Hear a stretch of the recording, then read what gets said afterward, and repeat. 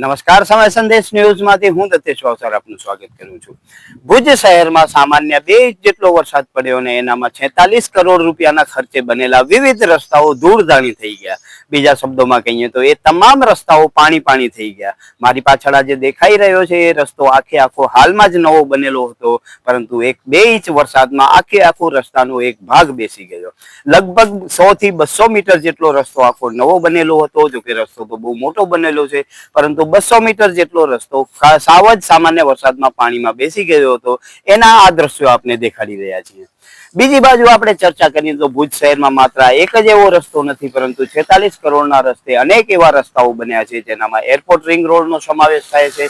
ત્યાં પણ પાણી ભરાવાના કારણે ડિવાઈડરો તોડીને પાણી કાઢવા પડ્યા હતા. લોટસ રિંગ રોડની વાત કરીએ તો ત્યાં પણ વરસાદમાં પાણી ભરાઈ ગયા હતા અને ત્યાં પણ ડિવાઈડરો તોડી અને પાણીને કાઢવા પડ્યા હતા.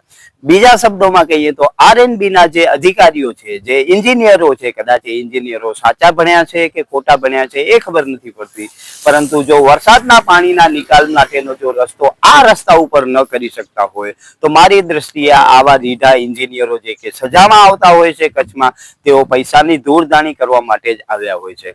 આમ જોઈએ તો રોડ એન્ડ બંગલો એટલે આરએનબી નું કામ વિવિધ લક્ષી કામ કરવાનું છે. તમને ધ્યાનમાં હોય તો આવા જ આરએનબી ના અધિકારીઓ ગત વર્ષે શ્રાવણીઓ જુગાર રમતા પણ પકડાયા હતા. એટલે આરએનબી ના જે એન્જિનિયરો છે તેમની માસ્ટરી રસ્તો બનાવવામાં હોય કે ન હોય, પરંતુ જુગાર રમવા માટે અધિકારીઓની સાથે જુગારો રમવામાં તેઓ માસ્ટરી ધરાવી રહ્યા છે. એટલે આપણે વિચારી શકીએ કે એ લોકોને આપણે કેવું કામ આપી શકીએ.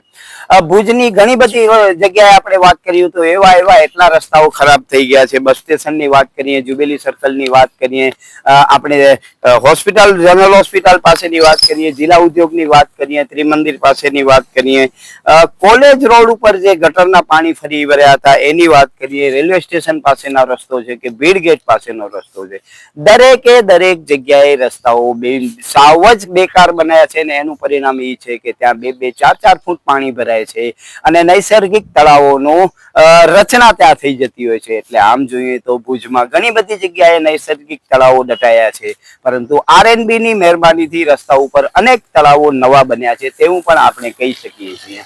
સામાન્ય વરસાદમાં જો આ હાલત થતી હોય તો તમે વિચારો કે 24 કલાકમાં 10-12 ઇંચ વરસાદ પડે તો આ રસ્તાઓની કેવી હાલત થાય. આખા રસ્તાઓ બેટમાં પરિવર્તિત થઈ જાય અને આ રસ્તાઓ નાશ પામે. એટલે જે આપણા ટેક્સના 46 કરોડ રૂપિયાનો ખર્ચ થયો છે એ ખર્ચ આરએનબી ના અધિકારીઓ પાણીમાં વહેડાવી દે છે અને આપણા કરોડો રૂપિયાનું નુકસાન થઈ રહ્યું છે એવું કહેવામાં મને બિલકુલ જ સંકોચ થતો નથી. આ આરએનબી ની વાત કરીએ તો આરએનબી એ ભુજનો સર્કિટ હાઉસ પણ સાચવવાનો હોય છે, પરંતુ આ સર્કિટ હાઉસમાં ગુજરાતના પૂર્વ મુખ્યમંત્રી સવારે 6 વાગે નાવાની તો વાત દૂર રહી, પરંતુ પાણીના અભાવે ધોયા વગર પણ પાછા જતા રહ્યા છે.